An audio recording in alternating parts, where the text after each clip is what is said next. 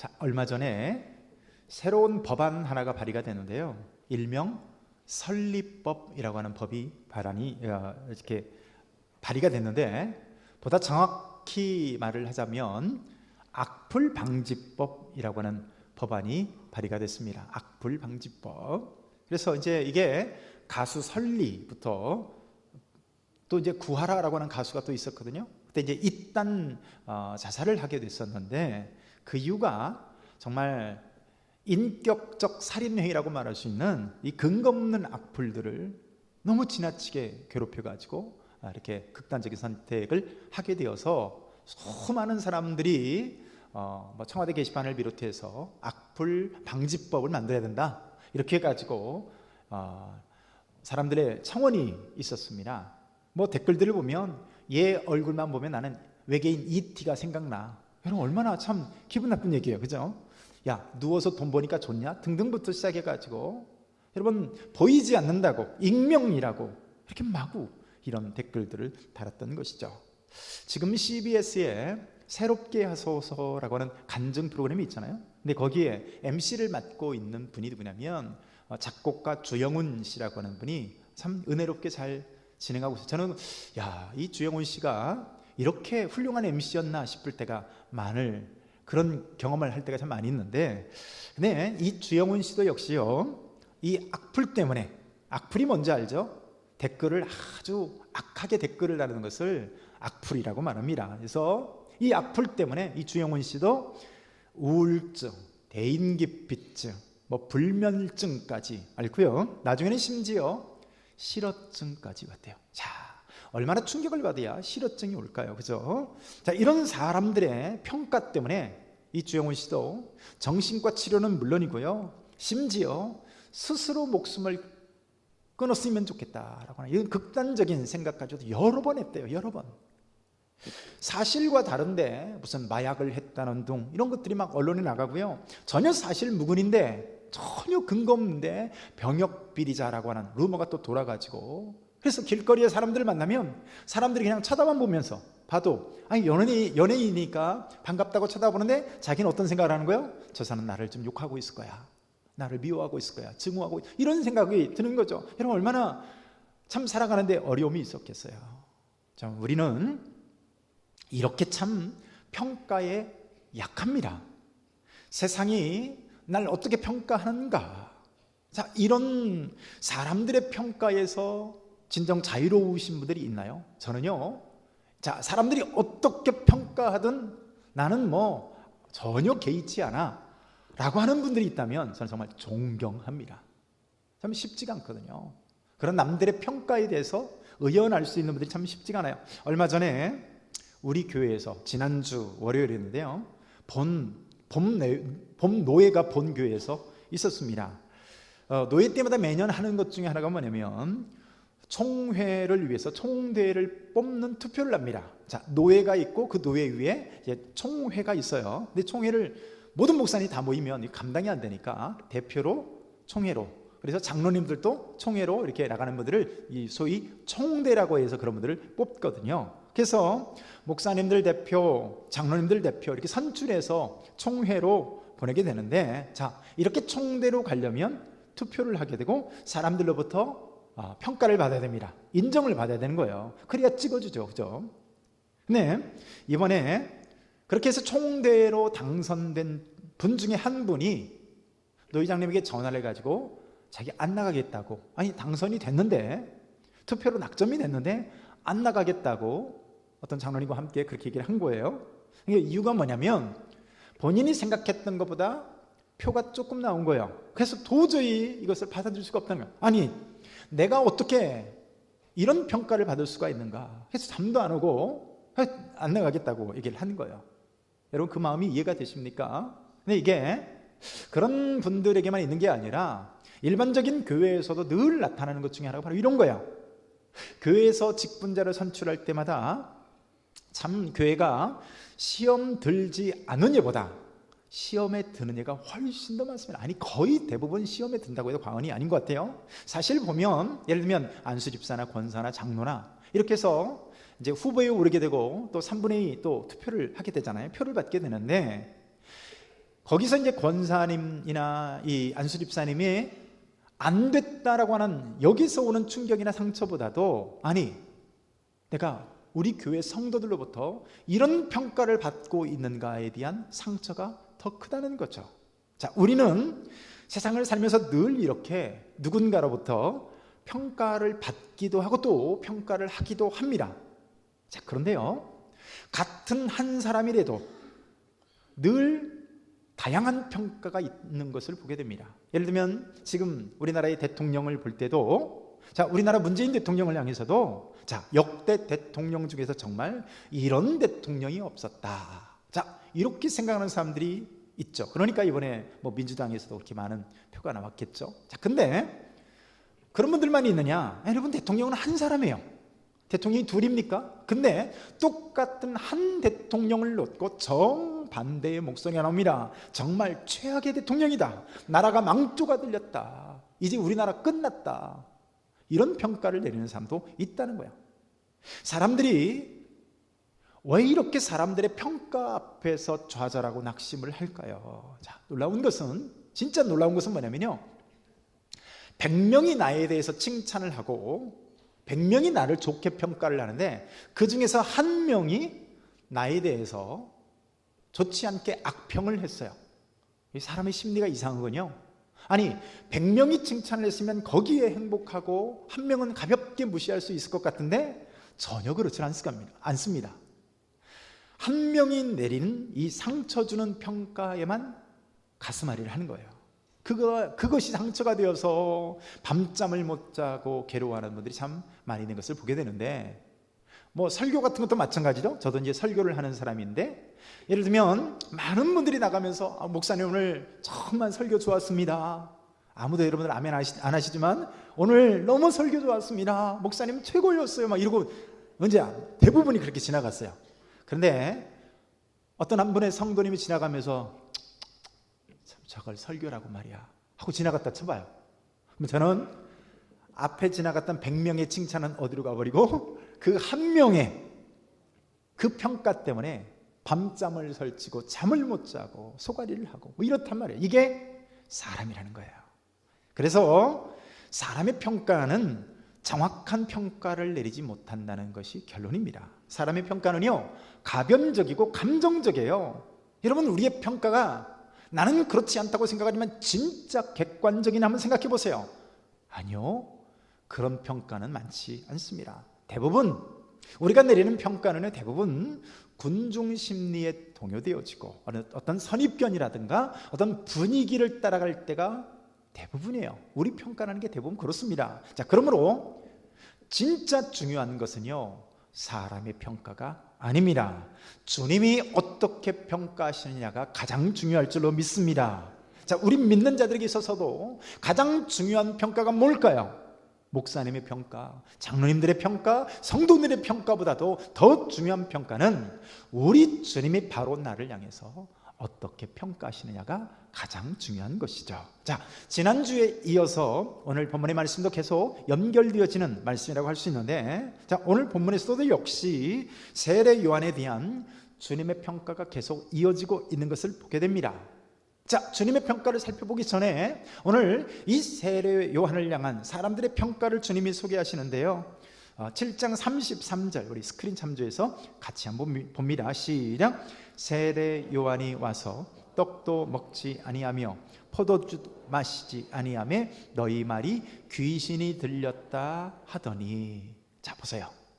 세례 요한이 소위 나실인이라고 합니다. 나실인. 자, 태어날 때부터 세례 요한은요, 구별된 사람 나실인이었어요. 자, 그러므로 나실인이 포도주를 멀리하고 금욕적인 생활을 하는 것은 지극히 당연한 일이었습니다. 그런데 많은 사람들이 자기들 멋대로 평가하는 거예요. 자기들처럼 살지 않는다고 저 사람 귀신 들린 사람이야. 그러니까 빈들에서 살고 광야에서 살고 메뚜기 잡아먹고 뭐 이러고 살지, 저 사람 귀신 들린 사람이야, 이렇게 평가하는 거예요. 자, 그런데요, 또 주님을 향해서는 어떻게 평가를 하느냐? 누가복음 7장 34절 봅니다. 시작. 인자는 와서 먹고 마심에 너희 말이 보라 먹기를 탐하고 포도주를 즐기는 사람이요 세리와 죄인의 친구로다 하니.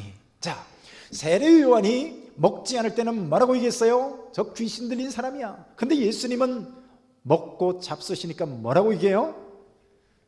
예수님을 향해서는 먹고 마시니까 방탕한 사람이다, 먹기를 탐하는 사람이다, 식탐하는 사람이야, 이렇게 평가를 내는 거. 아니, 생각해 보세요. 그럼 어느 장단에 춤을 춰야 됩니까? 안 먹어야 됩니까? 먹어야 됩니까? 안 마셔야 됩니까? 마셔야 됩니까? 여러분, 우리가 그러니까 사람의 평가에 대해서 우리가 너무 일희일비할 필요가 없다는 거예요. 여러분, 목회자들 사이에 이런 공통된 어떤 가치관이 있습니다. 성도님들이 은혜 받았다는 말에 현혹되지 말라는 거예요. 여러분, 이게 참 야박한 소리처럼 들릴지 모르지만 성도님들이 은혜 받았습니다 하고 가는 분들이요, 늘 은혜 받았습니다 하고 지나가요. 이게 무슨 얘기냐면, 그래도 여러분, 은혜 받았습니다 하는 게 좋습니다. 여기서 얘기하고자 하는 건 뭐냐면, 사람의 평가라는 것은 늘 이렇게 가변적이고 감정적일 때가 많다는 거예요. 그러니까 사람의 평가에 대해서 일희일비하지 말라는 거예요. 여러분, 우리에게 더 중요한 평가가 뭡니까? 자, 오늘 주님께서는 과연 세례 요한에 대해서 어떻게 평가하느냐는 거예요.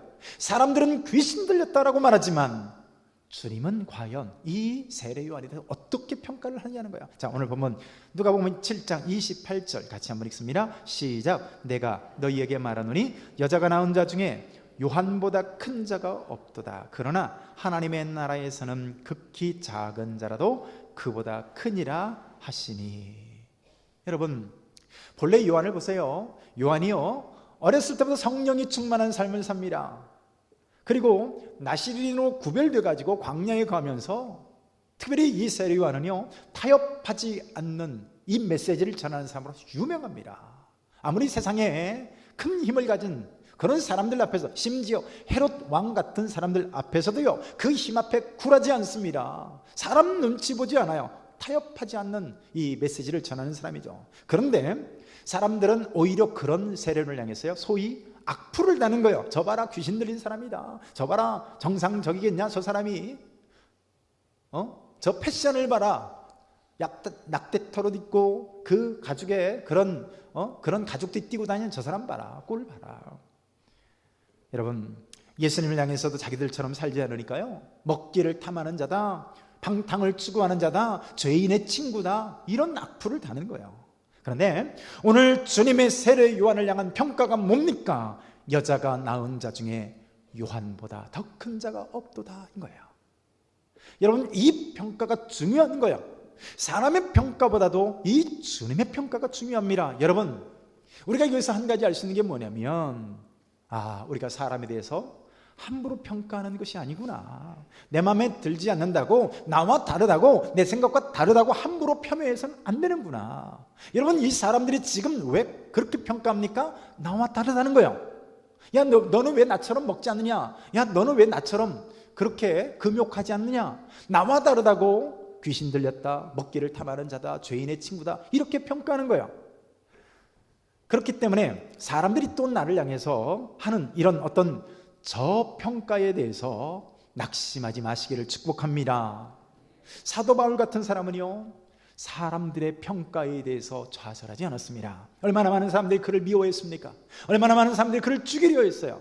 여러분, 오늘 예배 드리러 이 자리에 오셨지만, 예배 드리러 온 여러분들 중에 다른 어떤 성도가 여러분들을 미워하는 정도를 넘어서 늘 죽이려는 마음을 갖고 있다 쳐봐요. 여러분, 그 사람에 대해 낙심이 되지 않겠어요? 여러분, 오늘 바울은 그런 사람들이 부지기수였음에도 불구하고 바울은 낙심하지 않았습니다. 여러분, 이유가 뭡니까? 주님으로부터 참된 평가를 받는 사람은요, 세상 사람들의 평가로부터 자유로울 줄로 믿습니다. 주님의 진정한 인정을 받는 그 사람, 주님으로부터 참된 평가를 받는 사람, 다윗과 같이 오늘 다윗을 향해서 주님이 뭐라고 말씀하시오? 네가 내 마음에 합하도다인 거예요. 내 마음에 든다라는 거예요. 주님께 이런 인정을 받는 사람, 주님으로부터 이런 평가를 받는 사람들은 세상 사람들로부터 혹은 배우자로부터, 자녀들로부터 그런 다른 저평가를 받는다 할지라도 낙심하지 마시길 축복합니다. 오늘 주님이 세례 요한을 향해서요, 여자가 낳은 자 중에 세례 요한보다 더 큰 이가 없도다라고 말하고 있는 거예요. 여러분, 이 평가가 귀한 평가인 줄로 믿습니다. 자, 그런데 여러분, 우리가 여기서 한 가지 생각해 볼 것은, 왜 예수님은 그렇다면 이런 요한을 향해서 그토록 큰 자라고 평가를 해주셨을까요? 요한은 화려한 집에서 살지 않았습니다. 오히려 거친 빈들에서 약대 털옷을 입고, 먹는 것도 한번 보세요, 메뚜기 같은 거 잡아먹고 없으면 말고 하는, 여러분, 이런 삶을 살았어요. 자, 그런데 이런 세례 요한의 금욕적인 삶을 보면서 오늘 예수님께서 세례 요한이 가장 큰 자다 이렇게 말씀하셨나요? 여러분, 오늘날 기독교를 믿되 여러분, 전혀 기독교가 아닌 이방 종교처럼 신앙생활하는 사람들이 참 많습니다. 무슨 예수를 믿는데, 하나님을 믿는데 무소유의 삶을 실천하고자 하는 사람들이 있어요. 물론 또 어떤 사람들을 보면 윤리적인 실천을 위해서 교회를 다니는 사람들도 있습니다. 주님이 그렇다면 그런 사람들을 보면서, 야, 넌 어쩜 이렇게 무소유의 삶을 실천하냐? 너는 어쩜 이렇게 착하고 윤리적으로 그렇게 도덕적인 삶을 사느냐? 그거 보면서 큰 자라고 말할까요?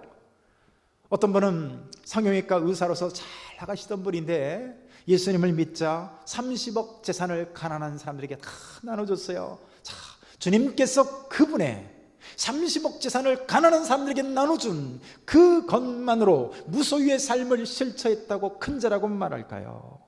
많은 사람들이 무소유를 실천하는 일부 기독교인들의 삶을 보면서 엄지를 착 지켜들면서, 그래, 저 사람이야, 예수는 저렇게 믿어야지, 저게 진짜 예수 믿는 사람이야. 혹은 또 어떤 사람들은 속세를 떠나서 늘 산에 올라가서 기도하는 사람을 가리켜서, 야, 저 사람 진짜 예수 잘 믿는다, 예수는 저렇게 믿어야지. 여러분, 미안하지만 그것을 기독교 타락이라고 말합니다. 여러분, 기독교는 세상을 떠나는 것을 타락이라고 말해요. 세상이 더럽다고 한멸을 느낀다고 손 씻고 산속에 들어가 버린 것을요, 기독교의 타락이라고 말한다고요. 여러분, 그런 삶을 살면서, 야, 나 신앙생활 잘하지, 아니, 저 사람 진짜 신앙생활 잘하는 사람이야, 성경이 뭔지, 성경에서 말하는 개혁주의적인 삶이 무엇인지 전혀 모르는 사람의 얘기인 것이죠. 종교개혁이 이루어졌을 때요, 진짜 성경적인 삶을 살았던 성도들은요, 최선을 다해서 정직하게 돈을 벌었습니다. 이게 중요한 거예요. 여러분, 돈을 정직하게만 번 게 아니라 최선을 다해서 정직하게 돈을 벌었어요.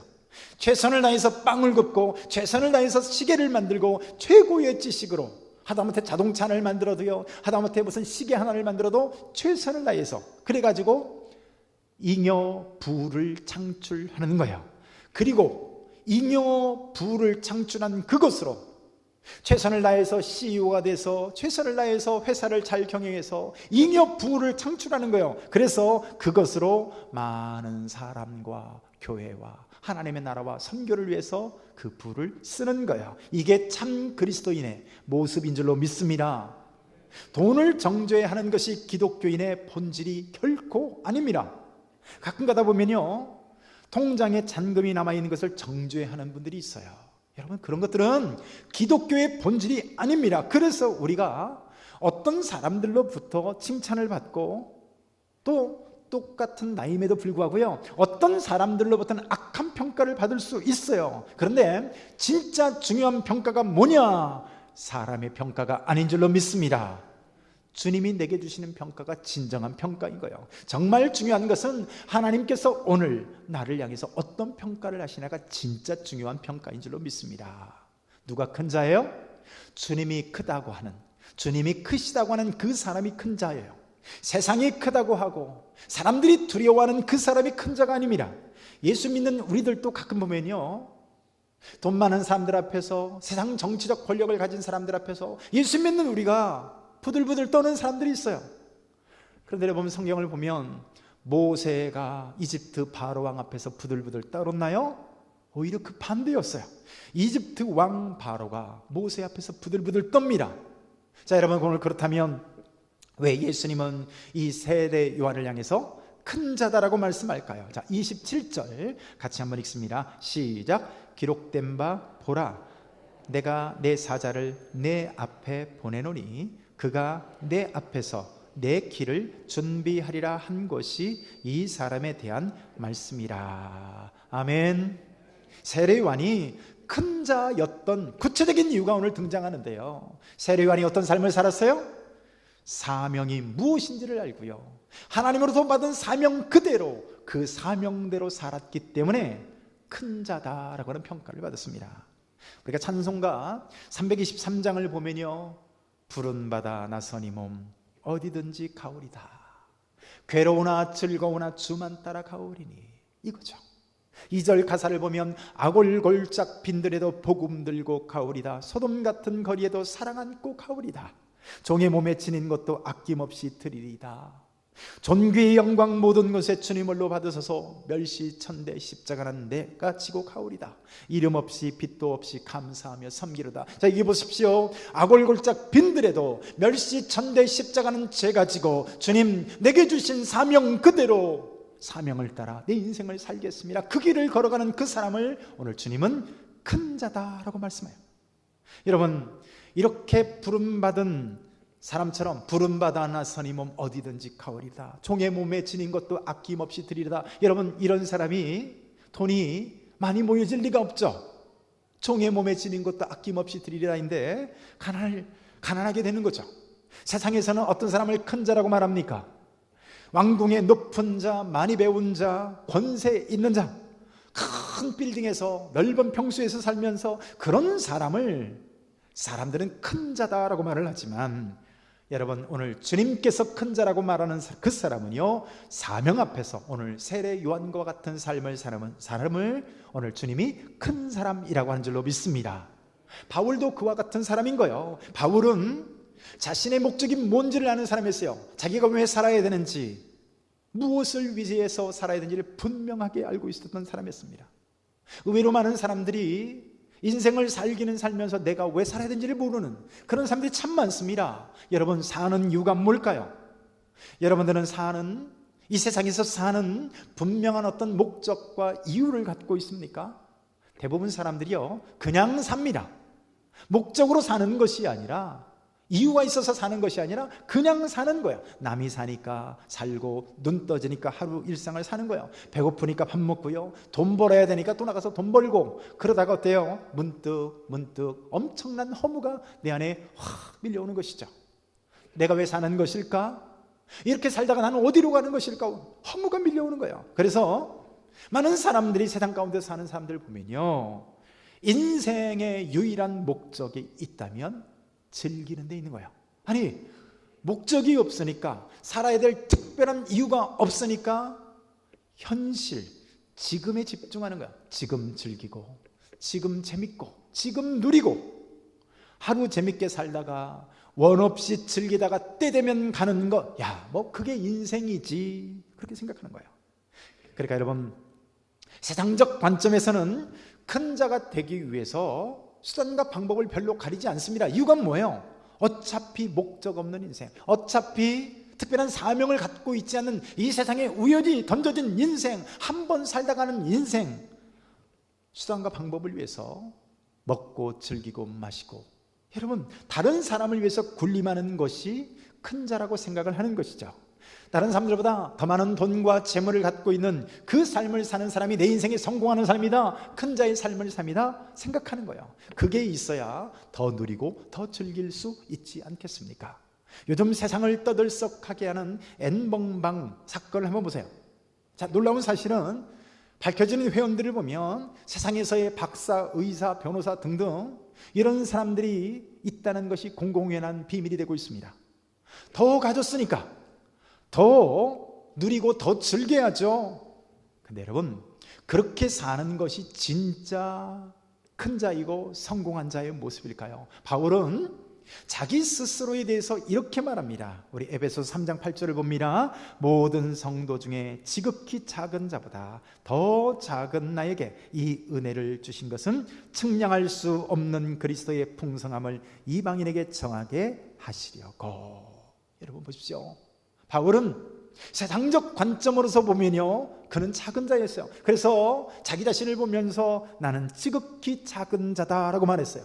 그러나 바울이 살아가는 이유가 뭡니까? 바울은요, 분명한 삶의 목적이 있었습니다. 무엇을 위해서 살아야 되고 어디로 달려가야 되는지에 대한 분명한 목적이 있었어요. 여러분, 그를 왜 부르셨습니까? 오늘 이방인에게 복음을 전하실 수 있도록 하나님께서 택하신 나의 그릇이다.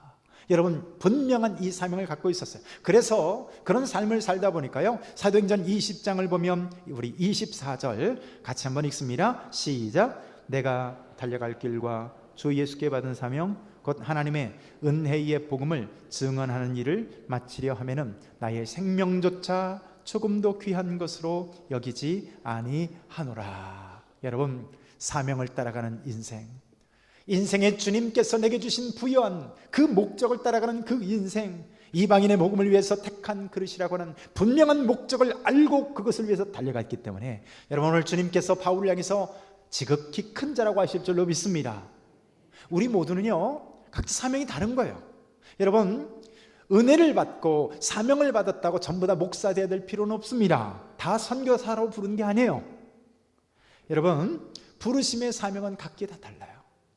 그래서 저도 우리 아들이 이제 은혜를 받고 요즘 기도도 많이 하고 뭐 아무튼 그런 삶을 살고 있는데, 저는요, 우리 아들에게 특별히 야, 너 꼭 신학교 가라, 꼭 목사 되라, 저 그런 얘기 하지 않습니다.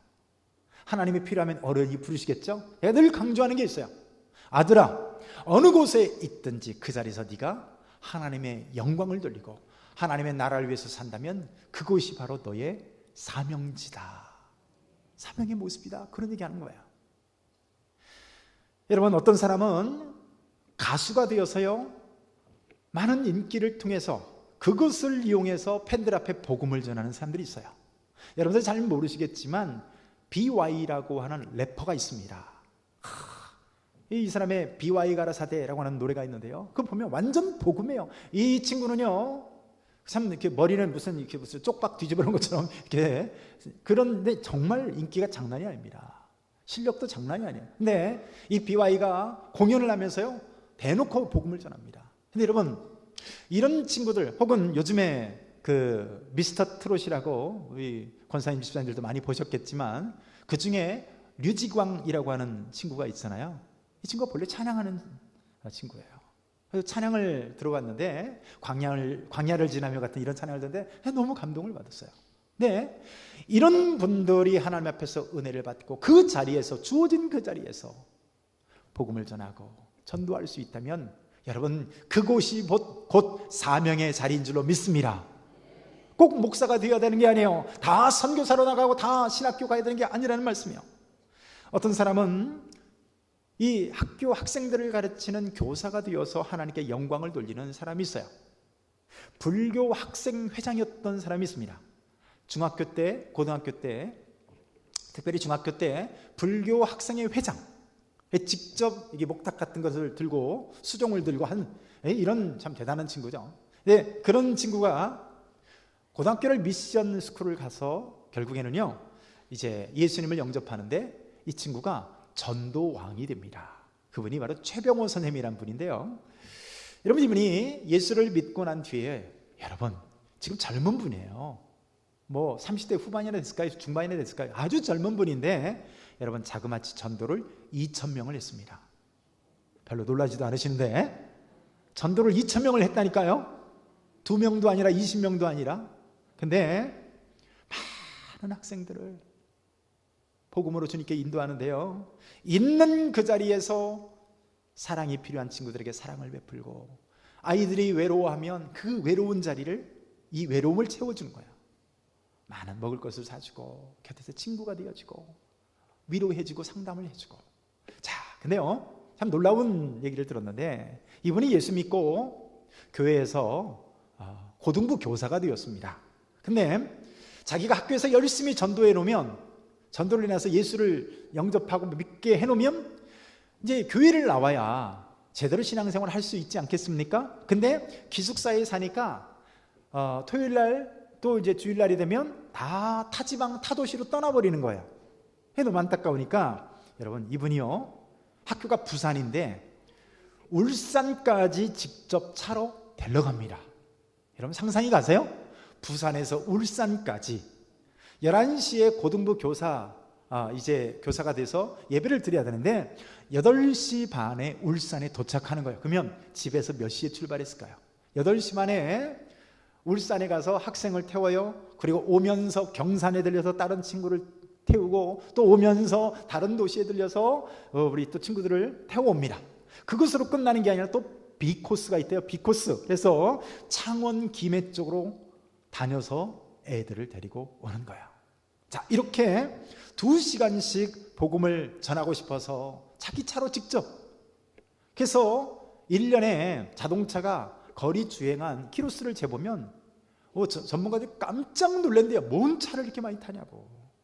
여러분, 자, 이런 삶을 사는, 자기 자리에서 주어진 그 위치에서 이런 삶을 사는 그런 분들을 주님께서 큰 자라 하지 않겠습니까? 여러분, 돈, 권력, 명예 없어도요, 주님은 이런 보이지 않는 오늘도 헌신과 수고의 삶을 살아가는 그 사람을 오늘도 큰 자라 할 줄로 믿습니다. 자, 오늘 세례요한을 보면요, 26절을 봅니다. 시작. 그러면 너희가 무엇을 보려고 나갔더냐? 선지자냐? 옳다. 내가 너희에게 이르노니 선지자보다도 훌륭한 자니라. 여러분, 선지자보다도 훌륭하대요. 여러분, 선지자들이 어떤 사람들입니까? 부르심을 받아서 하나님께 인정받는 선지자들을 보면요, 가감없이 하나님의 말씀을 전하는 거예요. 엄청난 박해를 받습니다. 얼마나 훌륭한 사람들입니까? 호세아 같은 사람들은요, 하나님의 말씀을 증거하기 위해서 결혼을 하는데 고멜이라고 하는 음탕한 여인과 결혼을 하는 거예요. 아니, 결혼이 장난입니까? 일평생 결혼이라는 것이 얼마나 중대한 일입니까? 그런데 하나님의 말씀을 전하기 위해서 고멜이라는 여인과 음탕한 여인과 결혼을 하는 거예요. 여러분, 선지자들이 이런 정도의 순종의 모습을 보여줘요. 에스겔 같은 선지자는 하나님의 말씀을 증거하는 일에 쓰임받기 위해서 소똥으로 떡을 구워 먹는 이런 일조차 순종을 합니다. 어떤 선지자는 일부러 매를 맞아서 피투성이 된 얼굴로 이스라엘 백성들이 이렇게 외적의 치임을 받아서, 바벨론 같은 나라의 치임을 받아서 이렇게 망가질 것이라는 걸 보여주기 위해서 일부러 동료에 있는 동료에게 자기 얼굴을 쳐서 피투성이가 되게 만들려는 거예요. 이게 선지자들의 모습이었어요. 그런데 주님은 그 어떤 선지자들보다도, 그 모든 선지자들보다도 오늘 요한이 가장 큰 선지자다라고 말하고 있는데, 여러분, 이유가 뭘까요? 세례 요한의 인격이 그들보다 탁월할까요? 그들이 다른 어떤 선지자들보다 더 큰 고행을 수행해서일까요? 그런 평가를 받는 이유는요, 오늘 예수님의 길을 직접적으로 예비하는 사역을 바로 오늘 세례 요한이 했기 때문에 그렇습니다.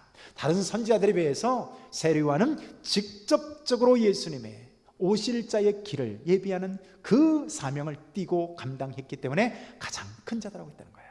네, 여러분, 더 놀라운 선포가 있습니다. 오늘 28절입니다. 시작. 내가 너희에게 말하노니 여자가 낳은 자 중에 요한보다 큰 자가 없도다. 그러나 하나님의 나라에서는 극히 작은 자라도 그보다 크니라 하시니. 여러분, 정말 놀라운 말씀이에요.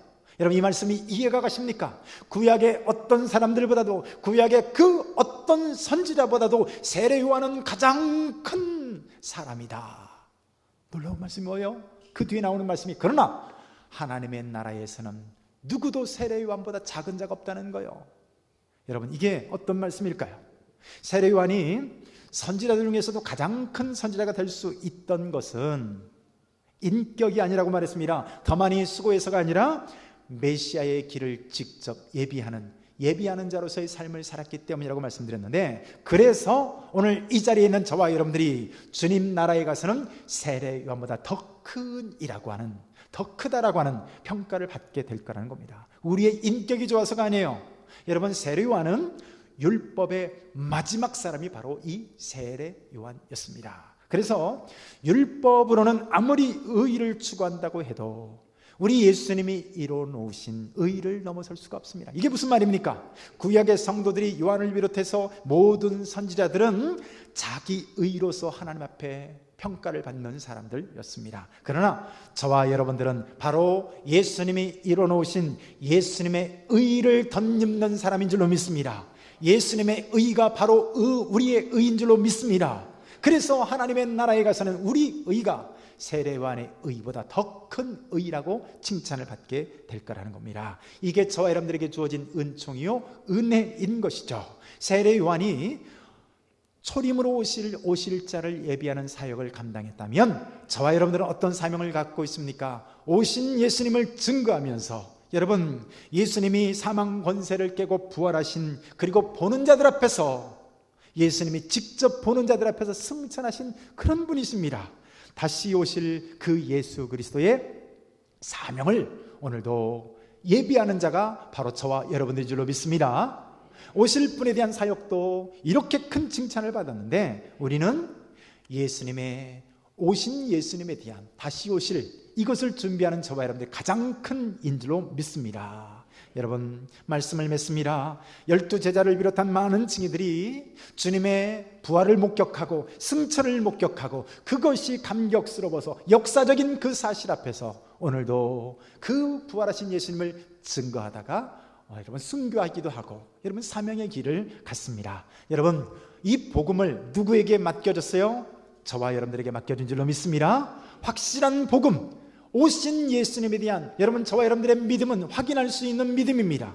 뜬구름 잡는 다른 종교의 믿음이 아니라 역사적으로 성경대로 죽으시고 증인들 앞에서 부활하시고 보는 자 앞에서 승천하신 확인이 가능한 그 복음을 저와 여러분들이 붙들고 있습니다. 여러분, 이 복음을 저와 여러분들에게 맡겨졌기 때문에 이 복음을 들고 오실 예수 그리스도를 증언하는 저와 여러분들이 세례요한보다 더 크다라고 하는 칭찬으로 이어질 줄로 믿습니다. 여러분, 세상에서 큰 자로 끝나겠습니까?